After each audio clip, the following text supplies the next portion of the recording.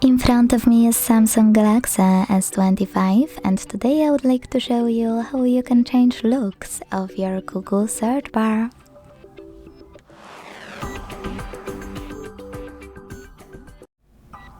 First of all, just hold your search bar and wait for the pop-up to show up. When it does, select Settings on the right. Now you can either click on one of those themes to apply perfect one for you and manage transparency thanks to this slider, or click on Custom on the right and pick a perfect color by operating those two sliders.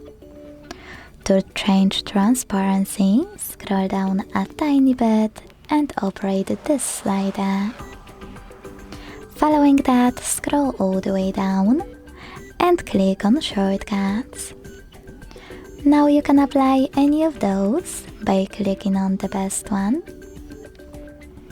And when you finished, go back. Now to use the shortcut, just click on it. As you can see, look of my search bar has changed.